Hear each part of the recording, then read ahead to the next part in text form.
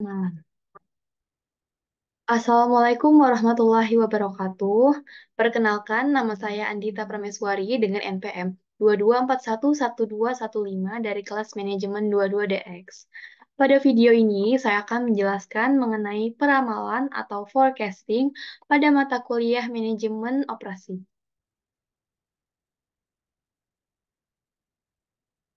Adapun pengertian peramalan adalah seni dan ilmu untuk memperkirakan kejadian di masa depan.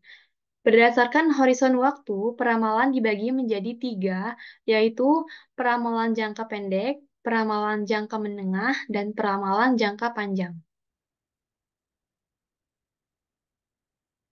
Apa sih peramalan jangka menengah? Peramalan jangka menengah dan panjang berkaitan dengan permasalahan yang lebih menyeluruh dan mendukung keputusan manajemen yang berkaitan dengan perencanaan produk, pabrik, dan proses. Peramalan jangka pendek biasanya menetapkan metodologi yang berbeda dibandingkan peramalan jangka panjang. Peramalan jangka pendek cenderung lebih tepat dibandingkan peramalan jangka panjang. Adapun faktor-faktor yang mempengaruhi perubahan permintaan perubahan setiap hari, kemudian dengan demikian semakin panjang horizon waktu, ketepatan peramalan seseorang semakin berkurang.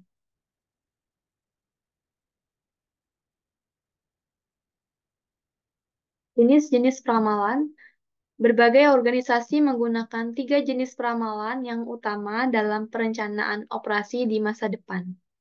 Yang pertama, peramalan ekonomi, yaitu merencanakan indikator-indikator yang berguna dalam membantu organisasi menyiapkan peramalan jangka menengah dan jangka panjang. Yang kedua, peramalan teknologi. Peramalan jangka panjang sangat memperhatikan laju perkembangan teknologi. Yang ketiga, peramalan permintaan, proyeksi suatu penjualan perusahaan yang berlaku pada setiap periode dalam perencanaan horizon.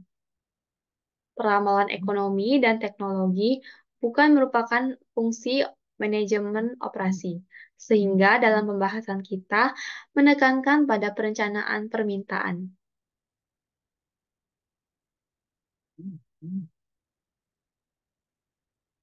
Adapun langkah-langkah dari sistem peramalan ada 7, yaitu yang pertama menetapkan tujuan peramalan, yang kedua memilih unsur yang akan diramalkan, yang ketiga menentukan horizon waktu peramalan, yang keempat memilih jenis model pemodelan, yang kelima mengumpulkan data yang diperlukan untuk melakukan peramalan, yang keenam membuat peramalan, yang ketujuh memvalidasikan dan menerapkan hasil peramalan.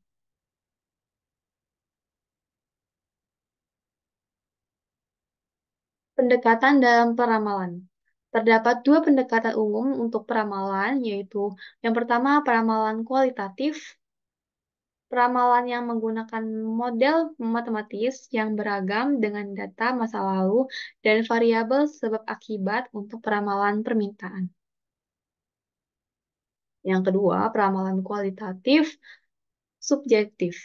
Ramalan ini menggabungkan faktor seperti intuisi, emosi, pengalaman pribadi, dan sistem nilai dari pengambilan keputusan untuk meramal.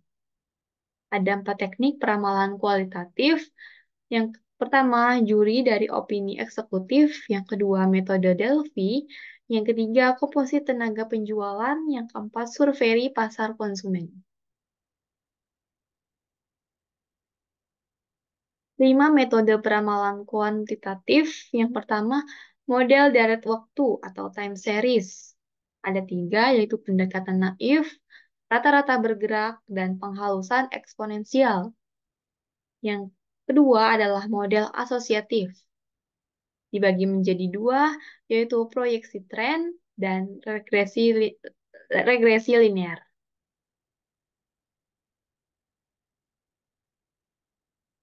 Model deret waktu adalah teknik peramalan yang menggunakan sejumlah data masa lalu untuk membuat peramalan.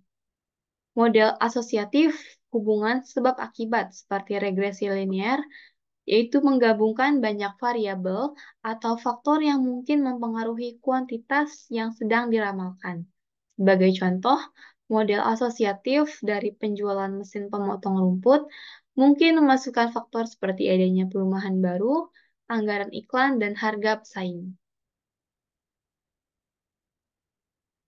Ramalan deret waktu. Deret waktu didasarkan pada urutan dari titik, misalnya mingguan, bulanan, kuartal, dan lain-lain. Menganalisis deret waktu berarti membagi data masa lalu menjadi komponen-komponen, kemudian memproyeksikan ke depan. Yang ketiga adalah deret waktu pada peramalan, umumnya memiliki 4 komponen utama yang mempengaruhi perilaku datanya. Deret waktu atau time series mempunyai 4 komponen. Yang pertama, tren. Tren ini adalah perubahan jangka panjang dalam data sepanjang waktu. Tren bisa naik, bisa turun, atau tetap stabil. Analisis tren membantu untuk mengidentifikasi arah umum dari pergerakan data. Yang kedua adalah musiman atau seasonal. Komponen musiman mencerminkan pola teratur yang terulang dalam data pada interval waktu tertentu. Misalnya, penjualan produk tertentu mungkin meningkat selama musim liburan tiap tahunnya.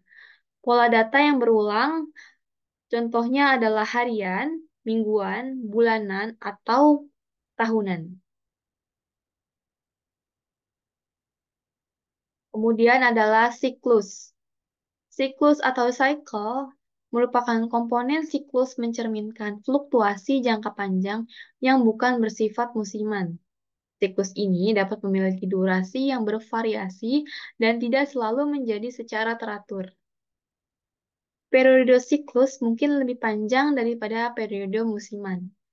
Pola dalam data yang terjadi setiap beberapa tahun. Yang keempat adalah variasi acak atau irregularitas atau komponen tidak teratur. Komponen ini mencangkup variabilitas yang tidak dapat dijelaskan oleh tren, musiman, atau siklus. Kemudian adalah pendekatan naif. Pendekatan naif adalah teknik peramalan yang mengasumsikan permintaan periode berikutnya sama dengan permintaan pada periode akhir. Dengan kata lain, jika penjualan sebuah produk, misalnya telepon genggam Samsung, adalah 68 unit per bulan Januari. Nah, kita dapat meramalkan penjualan pada bulan Februari akan sama, yaitu 68 unit juga. Pendekatan naif ini merupakan model peramalan objektif yang paling efektif dan efektif dari segi biaya. Paling tidak pendekatan naif memiliki titik awal untuk perbandingan dengan model lain yang lebih canggih. Sekian pembahasan saya kali ini. Terima kasih. Wassalamualaikum warahmatullahi wabarakatuh.